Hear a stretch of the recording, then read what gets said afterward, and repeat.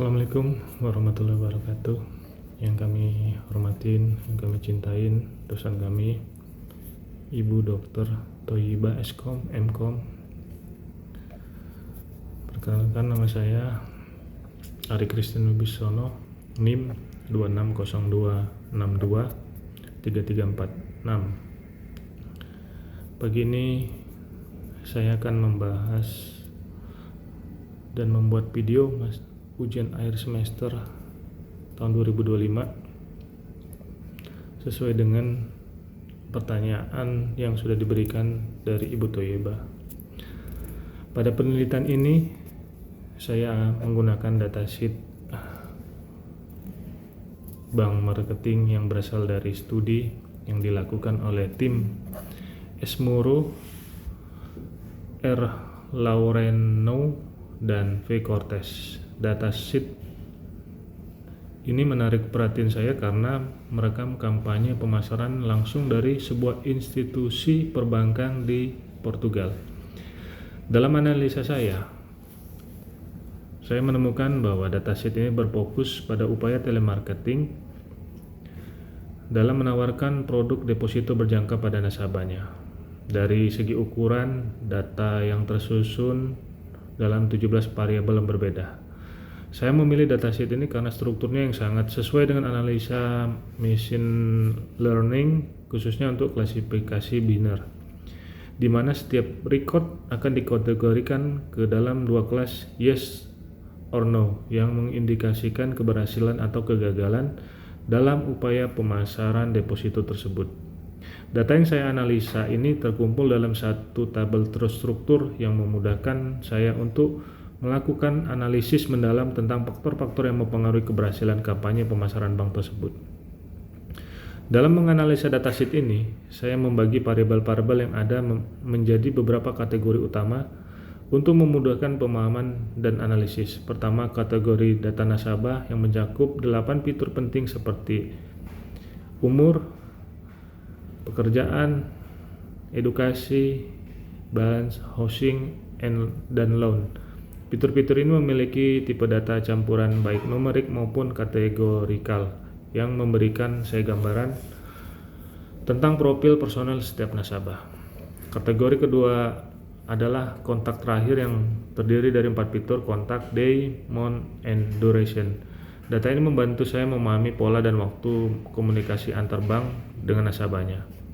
Untuk kategori ketiga, saya memiliki informasi promosi kampanye yang mencakup campaigns, P-Day, previews, and outcome. Fitur-fitur ini sangat berharga karena memberikan saya insight tentang riwayat pemasaran sebelumnya. Dan yang terakhir, target variabel berupa data kategori yes or no yang mengindikasikan bahwa apabila nasabah menerima tawaran deposito atau tidak. Ini menjadi variabel kunci dalam analisis prediktif yang saya lakukan. Dalam menganalisis permasalahan bisnis, saya mengidentifikasi beberapa problem statement kunci. Pertama, saya menemukan bahwa tingkat konversi nasabah untuk produk deposito berjangka masih belum mencapai level optimal yang diharapkan. Selain itu, saya melihat bahwa pendekatan pemasaran yang diterapkan saat ini masih kurang efektif dalam mengidentifikasi nasabah-nasabah yang benar-benar potensial yang tidak kalah pentingnya. Saya juga mengamati adanya inefisiensi dalam menggunakan sumber daya pemasaran, khususnya dalam target nasabah. Namun dari tantangan-tantangan ini adanya peluang bisnis yang menjanjikan dengan menerapkan predictive analysis. Kita tidak secara signifikan meningkatkan efektivitas kampanye pemasaran. Lebih lanjut, adanya kesempatan untuk mengoptimalkan alokasi sumber daya melalui targeting yang lebih presisi. Terakhir, terdapat peluang untuk melakukan personalisasi penawaran produk berdasarkan karakteristik spesifik nasabah. Dalam proyek ini, saya telah menetapkan beberapa tujuan yang jelas dan terukur. Tujuan utama saya adalah mengembangkan sebuah model prediktif yang dapat secara akurat mengidentifikasi nasabah-nasabah yang berpotensi tinggi untuk menerima produk deposito. Melalui model ini saya berharap dapat meningkatkan tingkat konversi dari kampanye pemasaran deposito yang dilakukan. Lebih jauh lagi, saya menargetkan optimalisasi penggunaan sumber daya pemasaran agar lebih efisien dan tepat sasaran. Untuk mendukung pencapaian tujuan ini, saya telah melakukan kajian terhadap berbagai penelitian terkait. Saya menemukan bahwa implementasi predictive analysis dan machine learning telah terbukti efektif di sektor perbankan, khususnya penggunaan metode random forest yang menunjukkan hasil yang sangat menjanjikan dengan tingkat akurasi 87,5%. Selain itu, saya juga mempelajari bagaimana integrasi AI dan natural language processing dapat memperkuat strategi pemasaran bank. Tidak ketinggalan, saya juga mendalami analisis counter lifetime value dan teknik segmentasi nasabah yang akan sangat bermanfaat dalam proyek ini. Dalam menganalisis datasheet ini, saya mengkategorikan variabel-variabel dalam beberapa kelompok utama yang saya jelaskan secara detail. Untuk kategori demografi nasabah, saya menggunakan 8 variabel yang memberikan gambaran komprehensif tentang profil nasabah. Dimulai dari variabel numerik untuk usia nasabah, dilengkapi dengan variabel kategori seperti job yang mencakup berbagai jenis pekerjaan, mulai dari admin hingga blue collar. Saya juga mempertimbangkan marital untuk status pernikahan dan education untuk tingkat pendidikan. Informasi finansial nasabah tercermin dalam variabel default yang menunjukkan status kredit macet, balance yang menunjukkan saldo rata-rata tahunan dalam euro, serta status pinjaman rumah dan pribadi melalui variabel housing dan loan. Pada kategori informasi kontak terakhir, saya menganalisis 4 variabel penting. Variabel kontak menunjukkan metode kontak yang digunakan, day and month, mencatat waktu kontak terakhir, sementara duration mengukur lamanya komunikasi dalam detik. Untuk informasi promosi kampanye pemasaran, saya memiliki 4 variabel yang sangat informatif. Campaigns menghitung total kontak dalam kampanye ini. Payday mengukur interval sejak kontak terakhir, mencatat kontak sebelumnya, dan outcome mengevaluasi hasil kampanye sebelumnya. Terakhir, target variabel yang saya gunakan adalah variabel biner yes or no yang mengindikasikan bahwa keberhasilan penawaran deposito berjangka kepada nasabah. Dalam analisis korelasi antar variabel numerik, saya menemukan bahwa beberapa insight menarik dari heat map yang saya visualisasikan. Pertama, saya melihat bahwa sebagian besar variabel numerik memiliki korelasi yang sangat lemah satu sama lain. Ditunjukkan oleh dominasi warna biru muda pada heat map dengan nilai korelasi mendekati 0. Ini mengindikasikan bahwa variabel-variabel tersebut cenderung independen satu sama lain. Yang paling menarik, saya menemukan korelasi moderat yang positif 0,45 antara variabel payday hari sejak kontak terakhir dan previous jumlah kontak sebelumnya. Ini adalah korelasi terkuat yang saya temukan dalam datasheet. Ditunjukkan dengan warna yang lebih terang dan pada heat map. Saya juga mengamati beberapa korelasi lemah namun tetap berarti seperti antara day and campaigns dengan nilai 0,16.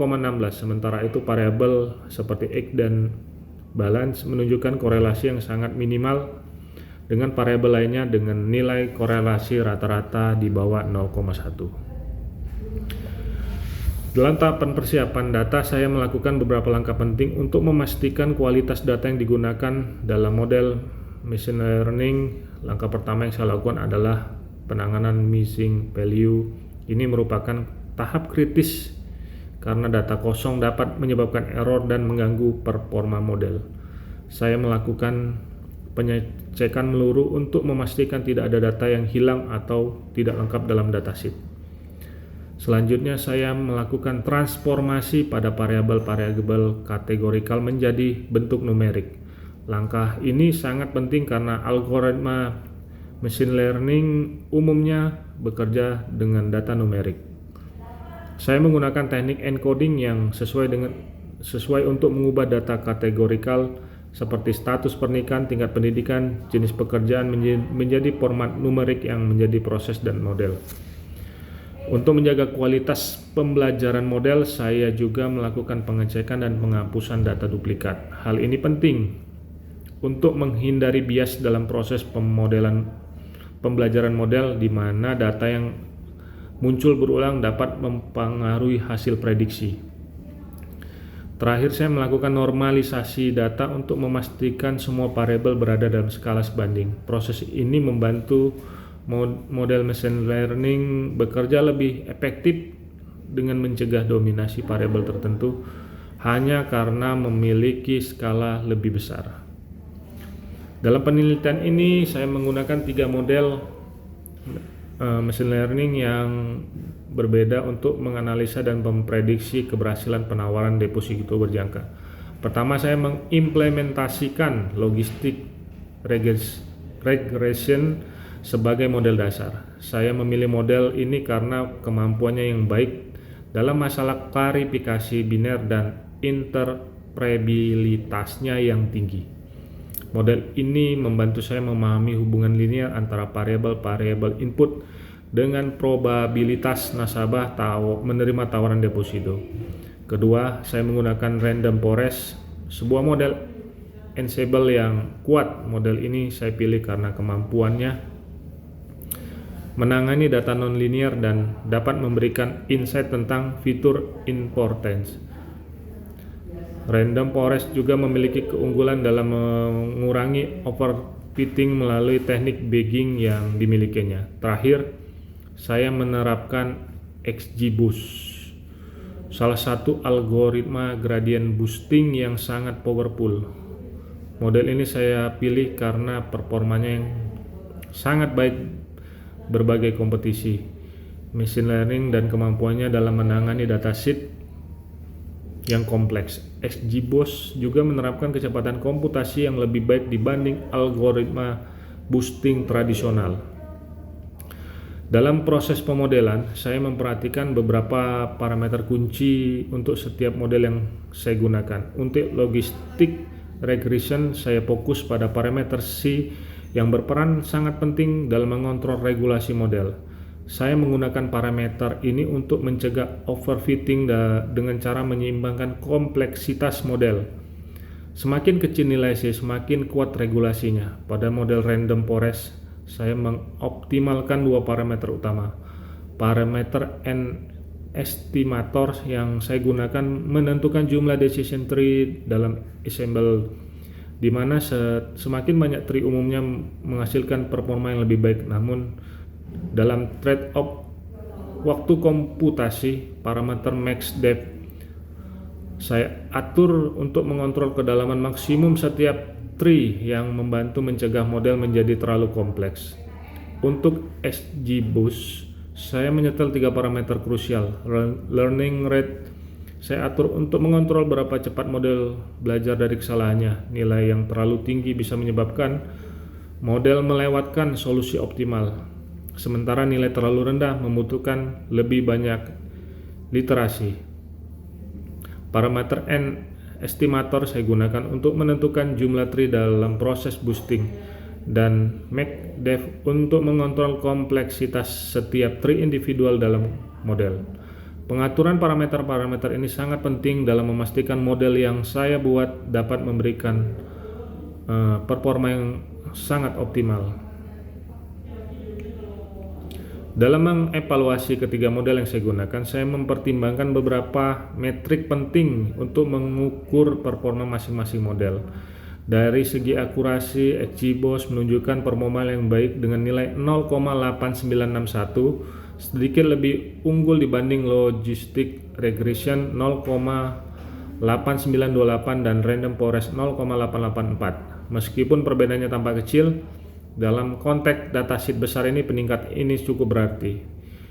Untuk precision dalam menganalisis kelas positif Y sama dengan 1, ketiga model menunjukkan hasil yang relatif serupa dengan XGBoost sedikit unggul pada angka 0,5658, diikuti logistic regression 0,5636 dan random forest 0,5517. Ini menunjukkan bahwa sekitar 56% prediksi positif dari XGBoost adalah benar. Yang menarik dalam hal recall, XGBoost menunjukkan keunggulan yang signifikan dengan nilai 0,4135, jauh di atas logistic regression 0,2981 dalam mengidentifikasi nasabah yang benar-benar akan menerima deposito. Secara keseluruhan, berdasarkan F1 score yang merupakan harmonic mean dari precision dan recall, XGBoost memimpin dengan nilai 0,4778, diikuti dengan logistic regression 0,3899 dan random forest 0,2406. Hal ini menegaskan bahwa XGBoost memberikan performa yang paling seimbang dalam memprediksi penerimaan deposito berjangka. Kemudian untuk pembahasan soal berikutnya adalah kami menggunakan datasheet wine yang berfokus pada analisis karakteristik kimia dari berbagai sampel wine. Datasheet yang sangat menarik untuk implementasi teknik clustering karena struktur yang kaya akan informasi. Secara spesifik, datasheet yang saya gunakan terdiri dari 178 sampel wine yang berbeda, di mana setiap sampel karakter oleh 13 fitur kimia yang berbeda. Jumlah sampel dan fitur ini memberikan saya ruang yang cukup untuk menganalisa clustering yang mendalam. Fitur-fitur kimia yang menjadi dasar kuat bagi saya dalam mengidentifikasi pola dan kelompok wine yang memiliki karakter serupa dengan 13 dimensi pengukuran yang berbeda. Saya dapat melakukan analisis multivariat yang komprehensif untuk menemukan hubungan dan pengelompokan yang mungkin tidak terlihat pada analisis sederhana. Datasheet wine ini ideal untuk teknik clustering karena memberikan variasi yang cukup dalam karakteristik kimia, memungkinkan saya untuk menemukan struktur alami dalam mengelompokkan berbagai jenis wine.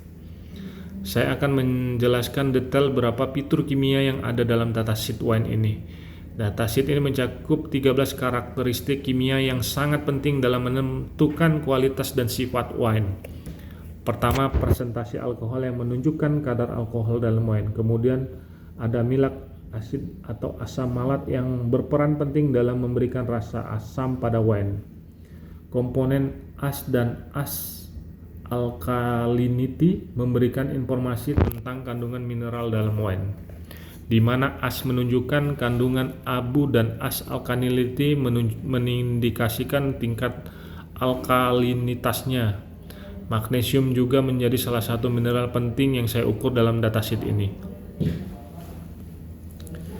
Saya juga menganalisa berbagai senyawa flavanoid dalam wine, termasuk total phenols, flavonoid sebagai antioksidan alami, dan non-flavonoid, fenol, proactocyanins merupakan senyawa penting lainnya yang saya teliti karena pengaruhnya terhadap rasa dan warna wine sendiri.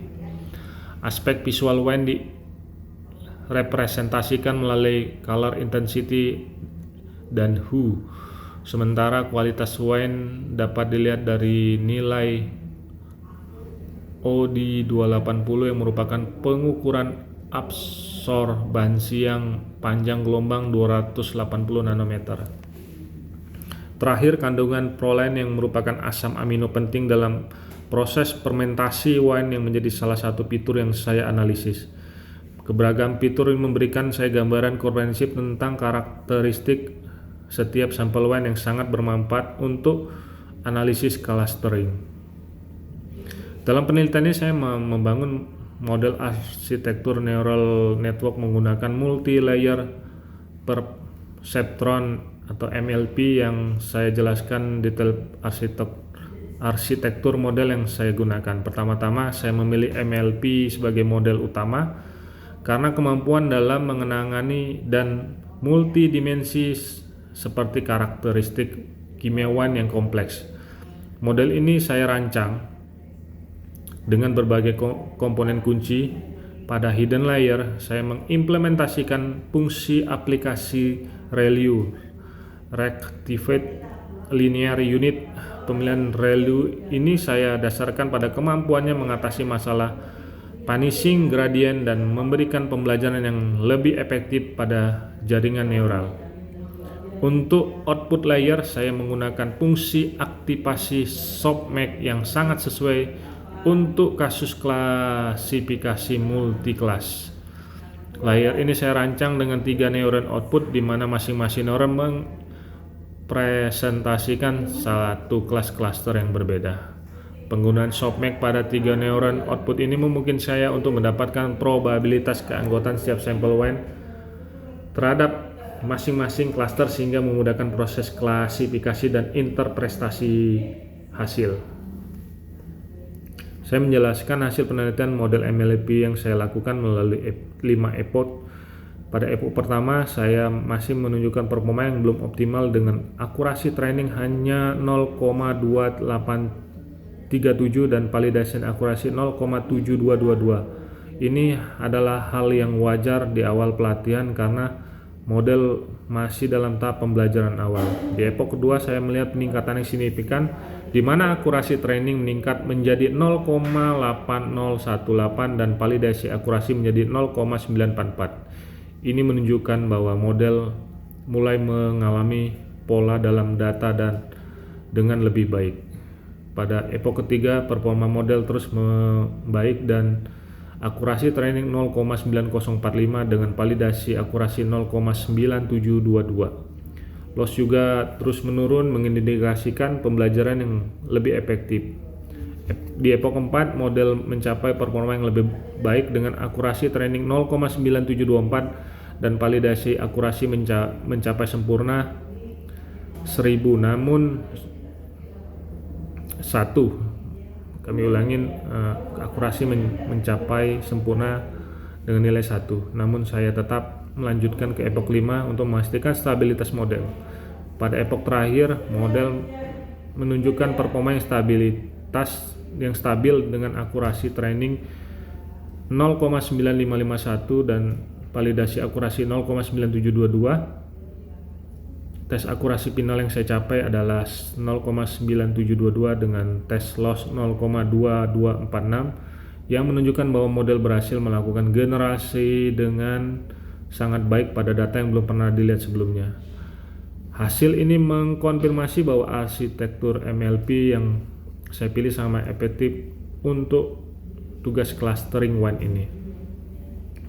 Saya akan menjelaskan hasil visualisasi dari akurasi training model MLP yang saya lakukan.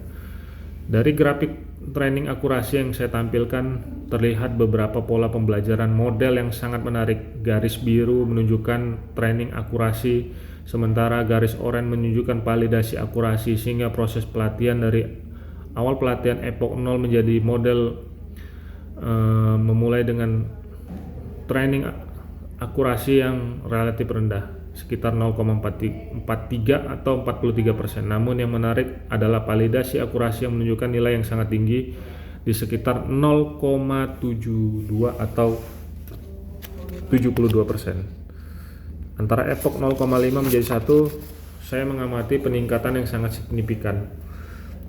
Pada metrik training akurasi meningkat tajam hingga mencapai 0,82 atau 82%, sementara validasi akurasi mencapai level yang lebih tinggi yaitu 0,94 atau 94%. Setelah epoch ke-1, kurva pembelajaran mulai menunjukkan pola yang lebih stabil. Training akurasi terus meningkat secara gradual hingga akhirnya mencapai nilai di atas 0,95 pada epoch terakhir. Validasi akurasi juga menunjukkan stabilitas yang baik dengan sedikit fluktuasi sekitar 0,97 atau 97%. Yang penting untuk dicatat, gap antara training dan validasi akurasi relatif kecil di akhir pelatihan. Ini mengindikasikan bahwa model saya tidak mengalami overfitting yang signifikan.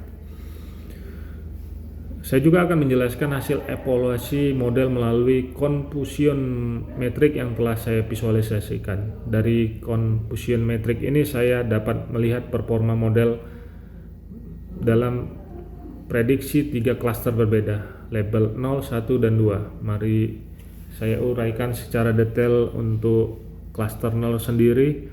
Model saya menunjukkan performa yang sangat baik dengan 13 prediksi benar dan tidak ada kesalahan klasifikasi di klaster ini.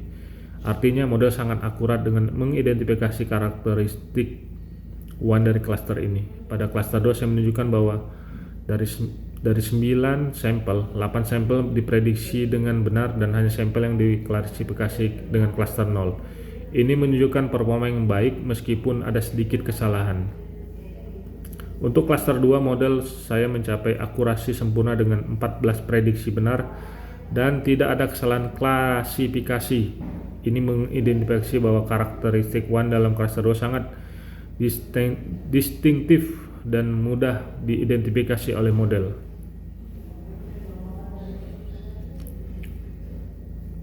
Secara keseluruhan dari confusion metric ini saya dapat menyimpulkan bahwa model memiliki performa yang sangat baik dengan sedikit kesalahan klasifikasi dan mayoritas prediksi berada pada diagonal utama metrik.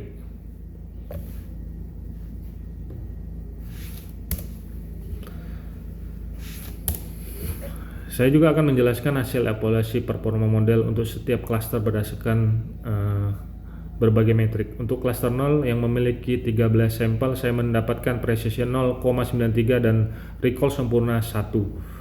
Menghasilkan F1 skor yang sangat baik yaitu 0,96 yang menunjukkan bahwa model sangat baik dalam mengidentifikasi sampel one yang terus dalam klaster ini. Pada klaster 1 dengan 9 sampel saya mencapai precision sempurna 1 dengan recall 0,89 menghasilkan F1 skor 0,94. Meskipun recall sedikit lebih rendah, ini tetap menunjukkan performa yang sangat baik. Klaster 2 juga dengan 14 sampel menunjukkan performa sempurna dengan metrik dengan precision recall F1 score menjadi 1 dan mengindikasikan bahwa model dapat mengidentifikasi klaster ini sangat akurat. Secara keseluruhan model akurasi 0,97 dari 36 sampel baik makro average maupun weak average menunjukkan nilai yang sangat baik sekitar 0,97 sampai 0,98 untuk semua metrik. Mengkonfirmasi bahwa model saya berperforma sangat baik dengan mengklasifikasi 3 klaster tersebut.